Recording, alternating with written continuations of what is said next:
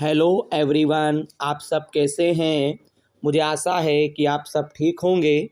तो आज की क्लास में हम लोग कक्षा 10 की विज्ञान के हम लोग बहुविकल्पीय प्रश्नों का अध्ययन करेंगे।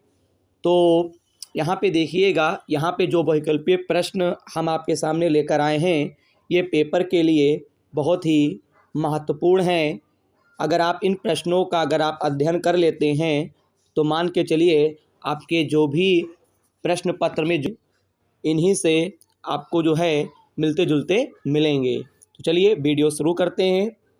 तो देखिएगा, यहाँ पे आपका पहला क्वेश्चन है, यहाँ पे आपको दे रखे हैं, वो ये है, जब लिटमस विलयन ना तो अम्लीय होता है और ना ही क्षारीय होता है, तब यह कौन सा रंग होता है। यानी कि बात को ज़रा समझिएगा, यानी जब लिटमस जो विलयन है ना तो वो अम्लीय है ना ही क्षारीय है, तो यहाँ पे कौन सा रंग होता है। तो इसका मतलब है वहाँ पे आपका जो बेटा रंग रहेगा, आपको ध्यान हो गया होगा, बैगनी। कौन सा रंग होगा बेटा? बैगनी होगा। चलिए दूसरा प्रश्न देखते हैं। विलयन में किसी आयन के निर्माण के कारण पदार्थ की प्रकृति अम्लीय होती है। यानी कहने का मतलब बेटा ये है कि जो पदार्थ की प्रकृति है अम्लीय होती है, किस आयन के कारण। ठीक है, तो आपको पता चल गया होगा, यानी आपको जो है पता होगा, यानी कि हाइड्रोजन आयन।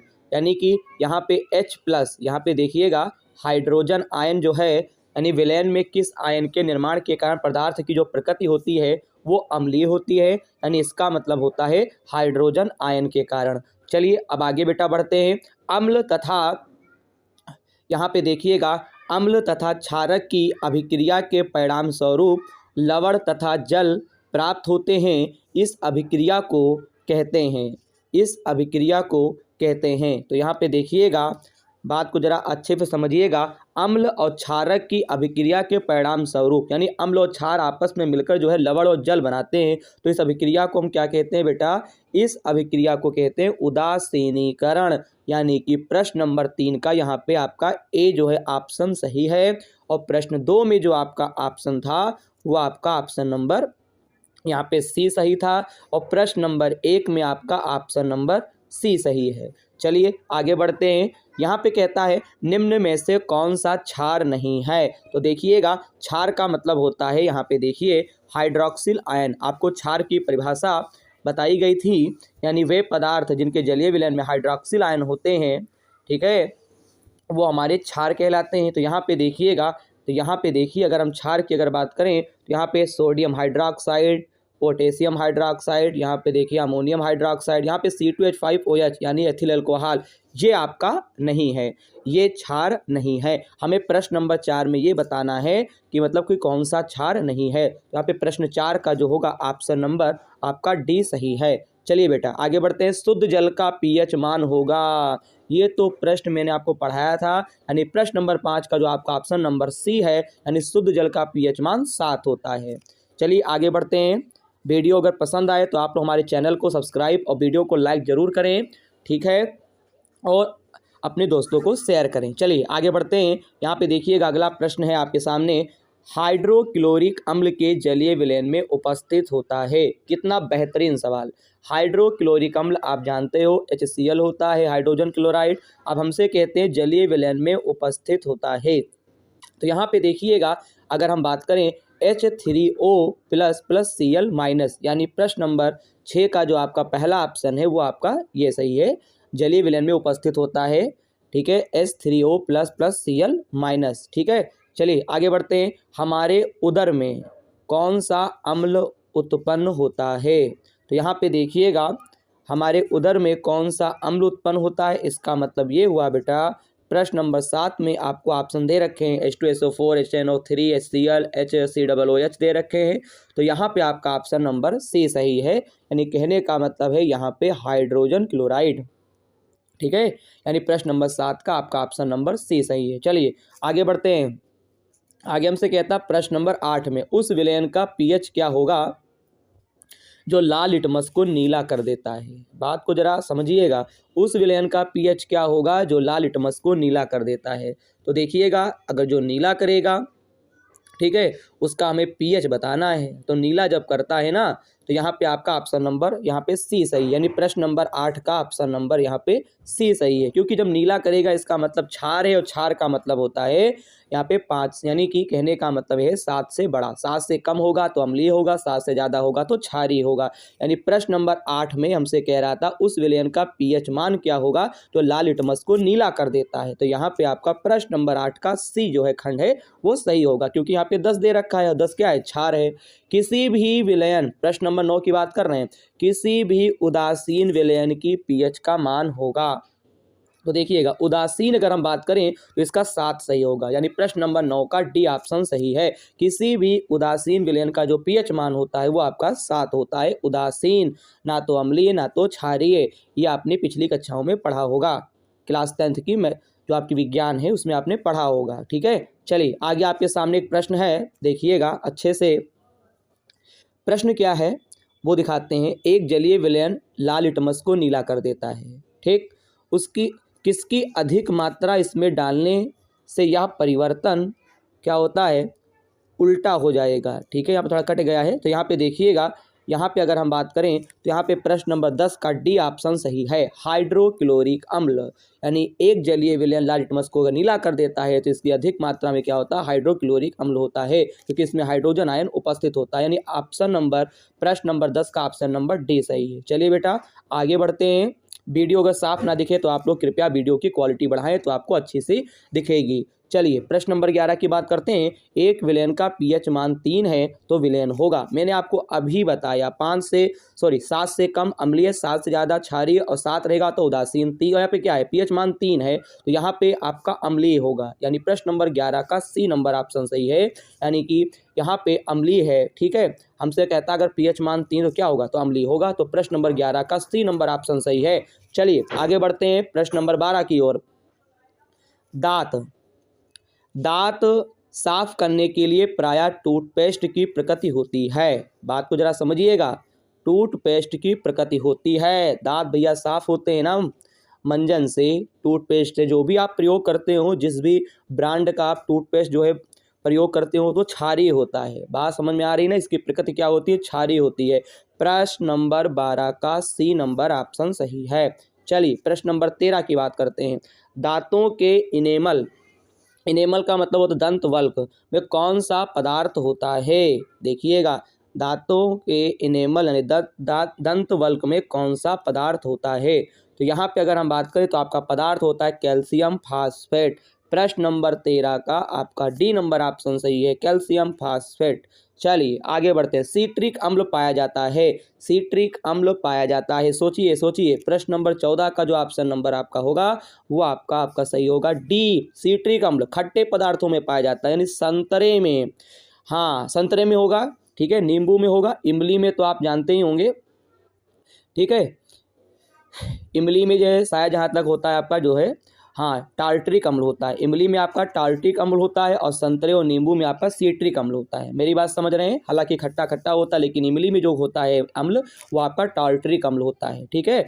और जो संतरा होता है, संतरे में आपका होता है बेटा क्या, सीट्रिक अम्ल पाया जाता है। यानी प्रश्न नंबर 14 का आपका ऑप्शन नंबर डी सही है। चलिए आगे हम लोग बढ़ते हैं प्रश्न नंबर 15 की ओर। प्रश्न नंबर 15 कहता है क्षारीय विलयन का पीएच मान होता है तो 7 से अधिक। चलिए प्रश्न नंबर 15 का आपका डी नंबर ऑप्शन सही है। चलिए आगे बढ़ते हैं बच्चे। आगे बेटा हमारा प्रश्न है, मैथेनाइक अम्ल पाया जाता है। मैथेनाइक अम्ल मोस्ट इंपॉर्टेंट प्रश्न है। मैथेनाइक अम्ल जिसको फार्मिक अम्ल के नाम से भी जानते हैं, तो इसका मतलब चींटी के डंक में। प्रश्न नंबर 16 का आपका ऑप्शन नंबर ए सही है। चलिए आगे बढ़ते हैं। ऑक्जेलिक अम्ल पाया जाता है संतरे में। प्रश्न नंबर 17 का आपका ऑप्शन नंबर, यहाँ पे देखिएगा, एक मिनट थोड़ा रुक जाइएगा।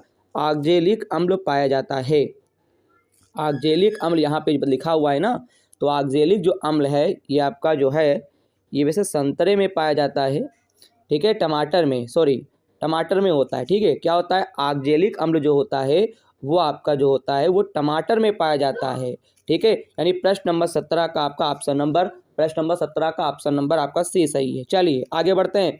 लैक्टिक अम्ल, बात को समझिए, लैक्टिक अम्ल आपको पता होना चाहिए, दूध में पाया जाता है, यानी 18 नंबर में आपका दही में होगा, दही होगा कि खट्टा होगा तभी तो होगा लैक्टिक अम्ल, दूध में नहीं कह सकते, दही में कहेंगे।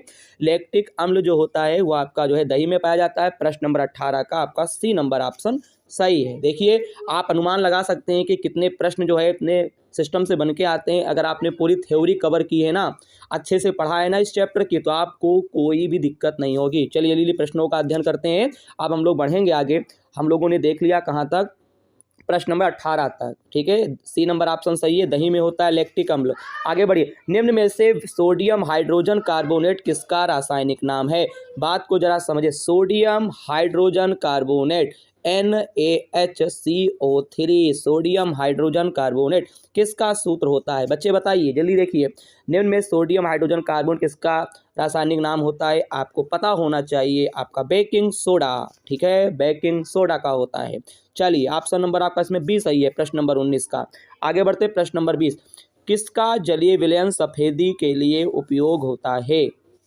यानी सफेदी के लिए उपयोग होता है, यहाँ पे कैल्शियम कार्बोनेट। प्रश्न नंबर 20 का आपका ऑप्शन नंबर ए सही है, कैल्शियम कार्बोनेट। आगे देखिए, बुझे चूने का सूत्र होता है, बुझे चूने का सूत्र होता है कैल्शियम हाइड्रोक्साइड, CaOH का whole two H. Option number 21 का बी नंबर ऑप्शन सही है। आग बुझाने वाले यंत्रों में प्रयुक्त होने वाला पदार्थ है, तो यहाँ पे देखिएगा, अगर हम बात करें तो यहाँ पे 22 का ए नंबर ऑप्शन सही है, Na2CO3, सोडियम कार्बोनेट। चलिए, विरंजक चूड़ का रासायनिक नाम क्या है? विरंजक चूड़ का रासायनिक नाम है CaOCl2। यहाँ पे देखिएगा ऑप्शन नंबर 23 का सी नंबर ऑप्शन सही है। इसके दो नाम है, कैल्शियम हाइपोक्लोराइड, एक नाम इसका बेटा और भी है कैल्शियम ऑक्सीक्लोराइड। ओके, चलिए आगे बढ़ते हैं। प्रश्न नंबर 24 पर आते हैं। निम्न में किसका उपयोग पीने के पानी के जीवाणुओं को मुक्त करने के लिए प्रयोग किया जाता है? जैसा कि प्रश्न आपको दिखाई पड़ रहा है, ठीक है, जीवाणुओं से मुक्त करने के लिए किया जाता है। तो अगर हम इसकी बात करते हैं बच्चे, तो यहाँ पे देखिएगा, यहाँ पे ऑप्शन नंबर 24 का बी नंबर ऑप्शन सही है। पीने का जो पानी होता है जीवाणुओं से मुक्त कराने के लिए विरंजक चूड़ का प्रयोग करते हैं। 24 का ऑप्शन नंबर बी सही है। चलिए आगे बढ़ते हैं। प्रश्न नंबर 25, विरंजक के रूप में प्रयुक्त होता है। विरंजक के रूप में जो आपका प्रयुक्त होता है, तो अगर हम बात करें तो यहाँ पे देखिएगा, एक मिनट, प्रश्न नंबर 25, यहाँ पे 4 विकल्प दे रखे हैं, नौसादर, खाने का सोडा, ब्लीचिंग पाउडर। तो यहाँ पे अगर हम बात करें, विरंजक चूड़ ब्लीचिंग पाउडर का प्रयोग होता है। अभी आपने फिर भी देखिएगा, अभी आपने देखा भी था। चलिए प्रश्न नंबर 26 की बात करते हैं, यानी प्रश्न नंबर 25 का सी नंबर ऑप्शन सही है। प्रश्न नंबर 26 की बात करते हैं। शुष्क वायु में रखने पर प्राप्त क्रिस्टलीय सोडियम कार्बोनेट का सूत्र होता है। तो यहाँ पे अगर हम बात करें, यहाँ पे बी नंबर ऑप्शन सही है, Na2CO3 × H2O, सोडियम कार्बोनेट का सूत्र ये होता है Na2CO3, ठीक है, शुष्क। 26 का बी नंबर ऑप्शन सही है। चलिए जल्दी बढ़ते हैं प्रश्न नंबर 27 की ओर। H2SO4 के जलीय विलयन का pH मान होता है, बहुत ही बेहतरीन क्वेश्चन, 7 से कम। क्या होता है? 7 से कम, क्योंकि अम्लीय होता है, H2SO4 अम्लीय है, तो यहाँ पे 7 से कम कहेंगे ना, 7 तो उदासीन हो जाएगा बच्चे। आगे बढ़ते हैं, आगे बेटा देखिएगा प्रश्न नंबर 28 की ओर। सोडियम कार्बोनेट का जलीय विलयन होता है, सोडियम कार्बोनेट का जो जलीय विलयन होता है इसको आपको बताना है बच्चे। तो यहाँ पे अगर हम बात करें, इसका ऑप्शन नंबर सी सही है, क्षारीय होता है। सोडियम कार्बोनेट का जो जलीय विलयन होता है वो क्षारीय होता है। प्रश्न नंबर 28 का सी नंबर ऑप्शन सही है। चलिए आगे बढ़ते हैं। बेकिंग पाउडर में मुख्य रूप से होता है अथवा खाने के सोडे का रासायनिक सूत्र होता है, खाने वाला सोडा। खाने वाले सोडा का मतलब बेकिंग सोडा बच्चे, बेकिंग सोडा। 29 का ए नंबर आपका ऑप्शन सही है, ठीक है। चलिए आगे बढ़ते हैं। क्षारक के साथ हल्दी का रंग होता है, देखिएगा, क्षारक के साथ हल्दी का रंग होता है भूरा, लाल, ठीक है। प्रश्न नंबर 30 का देखिए सी नंबर ऑप्शन सही है। चलिए आगे बढ़ते हैं। जिप्सम में क्रिस्टल के जल के अणु कितने होते हैं? जिप्सम आप जानते ही होंगे, आपने पढ़ा होगा थ्योरी में, ठीक है। तो यहाँ पे 31 का बी नंबर ऑप्शन सही है, 2 होते हैं। जिप्सम में क्रिस्टल के 2 अणु होते हैं, ठीक है। चलिए आगे बढ़ते हैं। 32 नंबर, जिप्सम को किस ताप पर गर्म करने पर प्लास्टर ऑफ पेरिस बनता है? आप जरा इसे ध्यान करिएगा, मेरे ख्याल से 373 है, 373 ही होगा। प्रश्न नंबर यहाँ पे अगर बात करें 32 का आपका डी नंबर ऑप्शन सही है, 100% आपका 373 केल्विन होगा। चलिए प्रश्न नंबर 33 की बात करते हैं। 33 में जल की स्थायी कठोरता को दूर करने के लिए किसका उपयोग किया जाता है? तो यहाँ पे आपका है सोडियम हाइड्रोजन कार्बोनेट, यानी इसका मतलब होता है सोडियम कार्बोनेट डेकाहाइड्रेट। ये फार्मूला होता है बच्चे सोडियम कार्बोनेट का, Na2CO3 × 10H2O। मेरी बात समझ में आ रही ना, ठीक है। तो यहाँ पे यहाँ पे 33 का बी नंबर ऑप्शन सही है। चलिए आगे हम लोग बढ़ते हैं फटाफट। निम्नलिखित में से कौन सा गलत है? देखिए हमको गलत ऑप्शन चूज करना है बच्चे। जल में अम्ल का विलयन विद्युत चालन करता है। पीएच स्केल में पी का अर्थ होता है शक्ति। बहुत सही। हमारा शरीर 7 से 7.8 परास के बीच काम करता है, ठीक है, काम करता है। आगे देखिएगा, कैल्शियम सल्फेट अर्ध हाइड्रेट का व्यंजक चूर्ण होता है। देखिए बहुत गड़बड़ विकल्प दे रखा है यहाँ पे। आपका ऑप्शन नंबर डी सही होगा। 34 का ऑप्शन नंबर डी सही है, बाकी ये तीनों सही थे, यानी हमें गलत चॉइस करना है। तो यहाँ पे आपका ये ऑप्शन सही है। 34 का आपका डी नंबर ऑप्शन सही है। बच्चे आगे बढ़ते हैं। अम्लीय विलयन का पीएच मान होता है बच्चे 7 से, वैसे तो 7 से कम ही है, तो यही होगा सही ऑप्शन। 35 का ए नंबर ऑप्शन सही है। चलिए अम्लीय वर्षा के जल का पीएच मान होता है, पीएच मान होता है अम्लीय वर्षा, ठीक है, अम्लीय वर्षा आपने पढ़ाया था, हमने पढ़ाया भी है। 36 का ए नंबर ऑप्शन सही है। आगे देखिएगा यहाँ पे 37 नंबर, बेकिंग पाउडर गर्म करने पर कौन सा गैस देता है? बेकिंग पाउडर को अगर आप गर्म करते हैं तो कौन सा गैस देता है? CO2, carbon dioxide. 37 का ऑप्शन नंबर यहाँ पे सी सही है। आगे बढ़ते हैं। सल्फ्यूरिक अम्ल में अम्लीय हाइड्रोजन परमाणुओं की संख्या होती है। तो देखिए सल्फ्यूरिक अम्ल आप जानते ही हैं, सूत्र आपने पढ़ा भी होगा, H2SO4, ठीक है, H2SO4। हमें सल्फ्यूरिक अम्ल में ये पता करना है कितनी होती है। तो यहाँ पे ऑप्शन नंबर आपका ए सही है, क्योंकि H2SO4 हाइड्रोजन के दो ही तो हैं बच्चे। बात दिमाग लगाया करो, और कुछ नहीं है। धोने के सोडे का रासायनिक नाम होता है, धोने के सोडे का रासायनिक नाम होता है यहाँ पे Na2CO3 × 10H2O, ठीक है, धोने का Na2CO3 × 10H2O, ठीक है। 39 का बी नंबर ऑप्शन सही है। यहाँ पे अंतिम प्रश्न हमको दिखाई पड़ रहा है, यानी कहने का मतलब यहाँ पे जो प्रश्न है वो यहाँ पे निम्नलिखित यौगिकों में अम्लीय लवण कौन सा है? 40 का सी नंबर ऑप्शन सही है, यानी NaH। यहाँ पे अगर हम बात करें NaHCO3 आपका ऑप्शन सही होगा। प्रश्न नंबर 40 का आपका सी नंबर ऑप्शन आपका क्या है? सही है। तो आज की क्लास में हम लोगों ने कक्षा 10 की विज्ञान के जो बहुविकल्पीय प्रश्न है हमारे, यानी जो हमारा ये चैप्टर आपका है, तो ये चैप्टर आपका अम्ल, क्षार और लवण है, ठीक है। इस चैप्टर से संबंधित हम लोगों ने बहुविकल्पीय प्रश्नों का अध्ययन किया है, और मुझे उम्मीद है जो भी मैंने प्रश्नों का जो भी मेथड हमने समझाया है वो आपको अच्छे से समझ में आ गया होगा। वीडियो अगर बेटा पसंद आए तो हमारे चैनल को सब्सक्राइब, वीडियो को लाइक करना ना भूलें, क्योंकि हम इस प्रकार की वीडियो बनाते रहते हैं, ठीक है। और आपको कक्षा 10 की जो गणित से संबंधित जो भी आपके चैप्टर हैं, ठीक है, वो कोई भी बोर्ड हो, उन वीडियो को देखने के लिए हमारे चैनल की प्लेलिस्ट में जाइएगा, आपको जो है सारी वीडियो मिल जाएंगी, ठीक है। तो मिलते हैं अगली वीडियो में, तब तक के लिए धन्यवाद।